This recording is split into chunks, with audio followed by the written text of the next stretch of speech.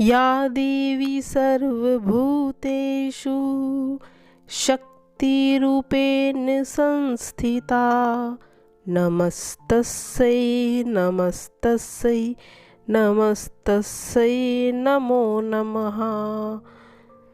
जय माता दी। प्रिय भक्तजनों, आज चैत्र नवरात्रि की चतुर्थी तिथि है और आज माँ कुष्मांडा माता की पूजा का दिन है।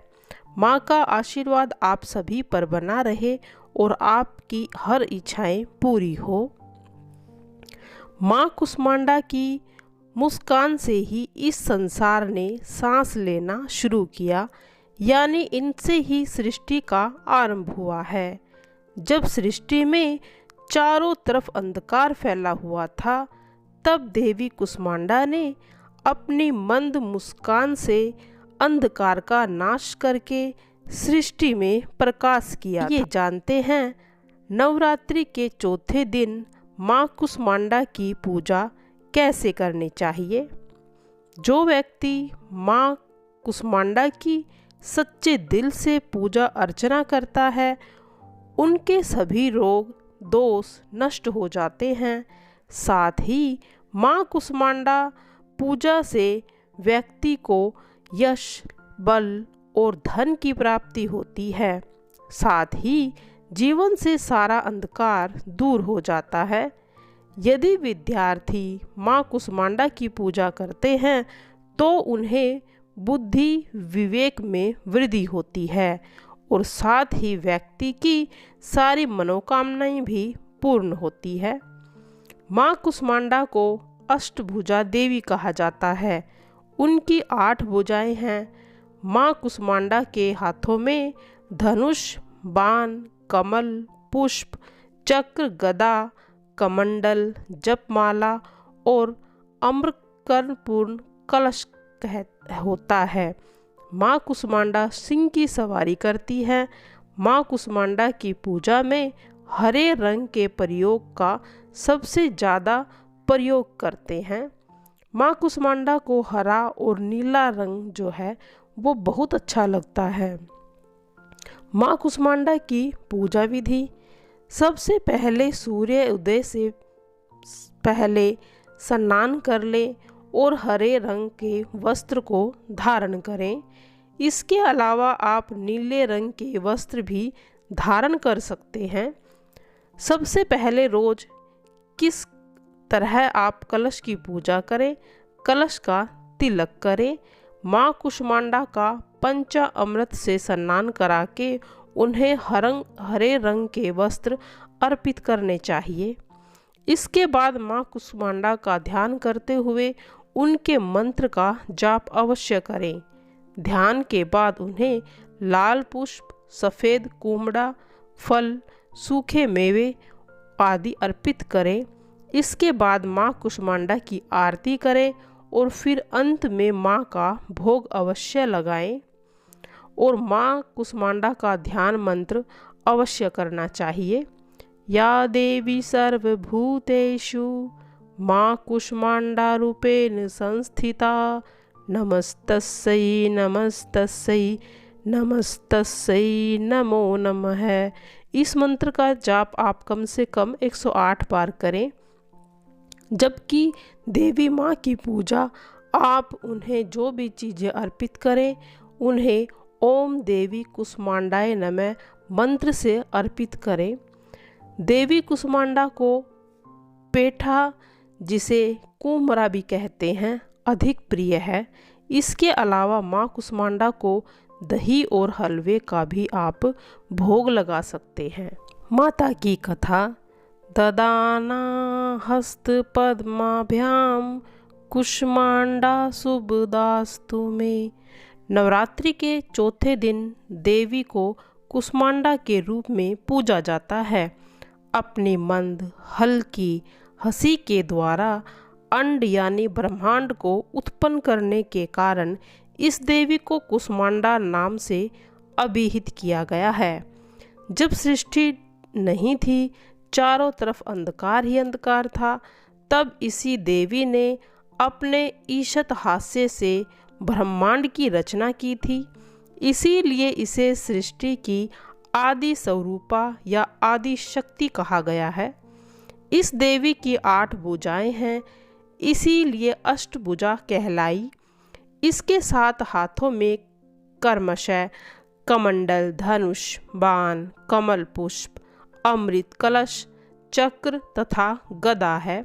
8वें हाथ में सभी सिद्धियां और निधियों को देने वाली जपमाला है।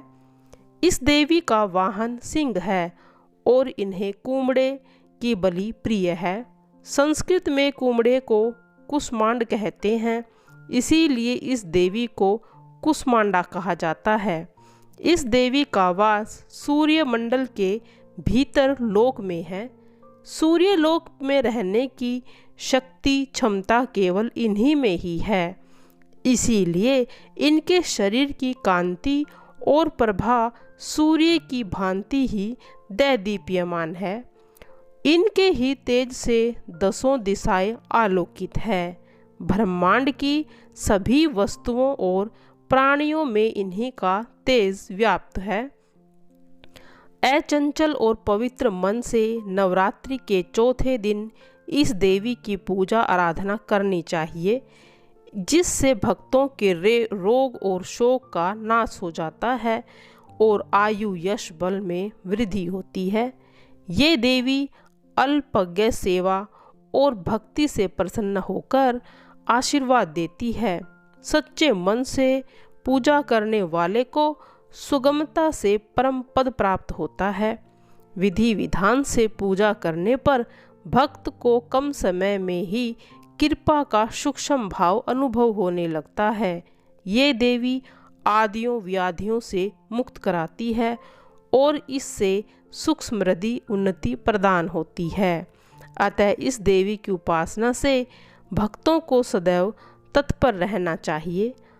प्रिय भक्तजनों, अब सुनेंगे माता की आरती और उसके बाद दुर्गा सप्तशती का 5वां अध्याय। मुझ पर दया करो महारानी, पिंगला ज्वालामुखी निराली, शाकंबरी माँ भोली भाली, लाखों नाम निराले तेरे, भक्त कई मत वाले तेरे, सीमा पर्वत पर है डेरा, स्वीकारो प्रणाम ये मेरा, सबकी सुनती हो जगदम्बा, सुख पहुँचाती हो माँ अम्बा, तेरे दर्शन का मैं प्यासा, पूर्ण कर दो मेरी आशा, माँ के मन में ममता भारी, क्यों न सुनेगी अरज हमारी, तेरे दर पे किया है डेरा, दूर संकट करो मेरा, मेरे काज पूरे कर दो, मेरे तुम भंडार भर दो, तेरा दास तुझे ही ध्याए, भक्त तेरे दर शीस झुकाए, जय माँ कुष्मांडा माँ, जय माँ कुष्मांडा माँ, जय माता दी। अब प्रिय भक्त जनों सुनते हैं दुर्गा सप्तशती का 5वां और 6वां अध्याय। महर्षि मेधा बोले, प्राचीन काल में शुंभ निशुंभ नामक असुर ने अपने बल के मद में आकर इंद्र का त्रिलोकी राज्य और यज्ञ के भाग छीन लिए और उन दोनों ने सूर्य, चंद्रमा, कुबेर, यम, वरुण के अधिकार छीन लिए और स्वयं ही वायु एवं अग्नि का काम भी करने लगे। उन्होंने देवताओं को अपमानित करके उनका सारा राज्य छीनकर उन्हें स्वर्ग से निकाल दिया। इस प्रकार अधिकार छीन लिए जाने पर वे सभी देवता अपराजिता देवी का स्मरण करने लगे। उस देवी ने तो हमें वर दिया हुआ है कि मुसीबत के समय में आप जब भी स्मरण करोगे तो मैं तुम्हारे महान संकट शीघ्र ही दूर कर दूंगी। ऐसा विचार करके सभी देवता पर्वतराज हिमालय पर गए और वहाँ विष्णु माया भगवती की स्तुति करने लगे। देवताओं ने तब देवी और महादेवी को नमस्कार किया, शंकर जी को सादर नमस्कार किया, प्रकृति भद्रा को नमस्कार किया और सबने मिलकर उस भगवती को प्रणाम किया। नित्य स्वरूपा गौरी दात्री को नमस्कार, ज्योत्सना रूपनी चंद्र रूपा सुखमयी को निरंतर नमस्कार, कल्याणी प्रणाम करने वाली की उन्नति करने वाली सिद्धि स्वरूपा को मेरा नमस्कार, दैत्य की लक्ष्मी राजलक्ष्मी शंकर पत्नी माता जी को नमस्कार, दुर्गा संकट से पार करने वाली दुर्गा पारा सार रूप सारा सर्वकारणी ख्याति कृष्णा धूम्र देवी को बारंबार नमस्कार, अत्यंत सौम्य एवं अत्यंत रौद्र रूपा देवी को बार बार प्रणाम, जगत की प्रतिष्ठा रूपा कृति देवी को नमस्कार किया। जो देवी समस्त प्राणियों में विष्णु माया के इस नाम से शाब्दित है उसे मेरा बार बार नमस्कार। जो देवी संपूर्ण प्राणियों में चेतना कहलाती है उसे मेरा नमस्कार। जो देवी सब प्राणियों की बुद्धि रूप में स्थित है उसे नमस्कार, उसे नमस्कार, उसे नमस्कार।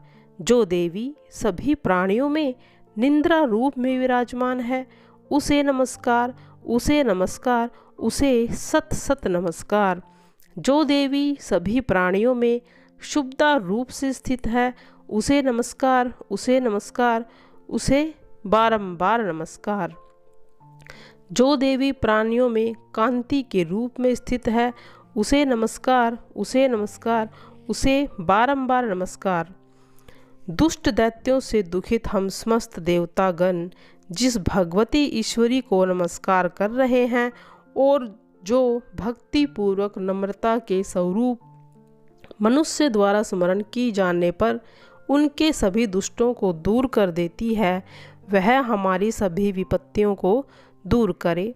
ऋषि बोले, हे राजन, जब देवता लोगों ने इस प्रकार भगवती की स्तुति की उसी समय श्री पार्वती जी गंगा जी के जल में स्नान करने के लिए आई।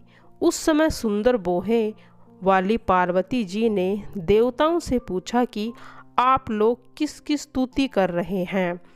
तब उनके शरीर से प्रकट होकर शिवा देवी बोली, ये तो देवता शुंभ दैत्य द्वारा स्वर्ग से निकाले हुए हैं एवं संग्राम से निशुंभ से हारे हुए मिलकर मेरी स्तुति कर रहे हैं। इस प्रकार श्री पार्वती जी के शरीर से श्री अंबिका जी का प्रकाट्य हुआ। इसी कारण सारे संसार में यह कौशिकी के नाम से विख्यात है। इस प्रकार जब कौशिकी की प्रकट हुई तब श्री पार्वती जी का रंग काला हो गया और वह हिमालय में रहने के कारण कालिका देवी के नाम से प्रसिद्ध हुई। इसके पश्चात शुंभ निशुंभ के गण चंड और मुंड ने वहां आकर उस अंबिका देवी को देखा जो उस समय अत्यंत सुंदर रूप धारण किए हुए थी। फिर वह दोनों दैत्यों से जाकर बोले, महाराज, एक परम सुंदरी स्त्री हिमालय को अपनी कांति से प्रकाशित कर रही है। वह बैठी है, वैसा परम सुंदर रंग रूप हमने आज तक कभी नहीं देखा। हे राक्षसराज, आप यह पता लगाइए कि वह देवी कौन है और उसको ग्रहण करें। वह स्त्री जाति में रतन है, उसके तो सभी अंग अत्यंत सुंदर हैं, अपनी कांति से दसों दिशाओं को प्रकाशित कर रही है। हे असुरराज, आप जाकर उसे अवश्य देखें। हे प्रभु, तीनों लोकों में जितने रतन मनिया घोड़े हाथी आदि पाए जाते हैं वह सब तो आपके घर में शोभायमान है। इंद्र का सर्वश्रेष्ठ हाथी ऐरावत, यह पारिजात का वृक्ष और उच्च श्रवा का घोड़ा आपके पास है। हंस से युक्त यह विमान भी आपके आंगन में विद्यमान है। जो यह अद्भुत विमान ब्रह्मा के यहाँ रतन समझा जाता था, यह भी आप वहाँ से ले आए हो। कुबेर का महापद्म खजाना भी आपके पास है। समुंदर में आपको केसरों वाली किंचकिलिनी माला भेंट की है, जिसके कमल कभी कुमलाते नहीं। कांचन वर्षा नामक वरुण का छत्र भी आपके पास है, और यह प्रजापति का सुंदर रथ भी आपके पास मौजूद है। हे प्रभु, उत्क्रांतिदार नामक शक्ति भी आपने मृत्यु से छीन ली है। वरुण का श्राप तथा हर प्रकार की समुद्री रत्न तो आपके भ्राता निशुंभ के पास है। अग्नि से भी स्वयं शुद्ध करके आपको जो 2 वस्त्र दिए गए हैं, हे दैत्येंद्र, आपने सभी प्रकार के रत्न इकट्ठे कर रखे हैं। फिर आप इस कल्याण देवी को, जो स्त्रियों में रत्न है, इन्हें क्यों नहीं ग्रहण करते? महर्षि बोले। तब चंडमुंड की बात सुनकर शुंभ ने महाअसुर सुग्रीव को दूत बनाकर उस देवी के पास भेजा और उसे समझा कर कहा कि तुम मेरी ओर से इससे इस प्रकार कहना, जिससे वह प्रसन्न होकर अत्यंत शीघ्र भी यहाँ आ जाए। यह सुनकर वह दूत पर्वत के उस भाग पर पहुँचा जो कि बहुत सुंदर था, और वह वहाँ पर देवी बैठी हुई थी। वहाँ जाकर उसने देवी से मधुर वाणी द्वारा मधुर वचन कहे। दूत बोला, हे देवी, दैत्यों का स्वामी शुंभ, जो कि तीनों लोकों का परमेश्वर है, मैं उसका दूत हूँ। उसने मुझे आपके पास भेजा है।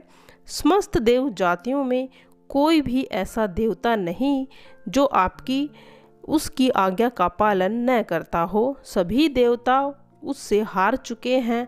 अब उसने आपके लिए संदेश भेजा है, वो सुनिए। उसने कहा, संपूर्ण त्रिलोकी मेरे अधिकार में है। मैं सभी देवताओं के अधीन हूँ। सभी यज्ञ भाग, सभी रत्न मेरे पास हैं।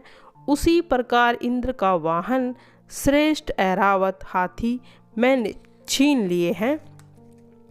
देवताओं ने क्षीर सागर के मंथन से उत्पन्न उच्च श्रवा नामक अश्व रतन मुझे भेंट कर दिया है, और जितने भी देव, गंधर्व और नागों के पास रतन रूप वस्तुएं हैं, वे सब, हे सुंदरी, मेरी हो चुकी है। हे देवी, अब मैं तुम्हें स्त्रियों में एक रतन मान रहा हूँ।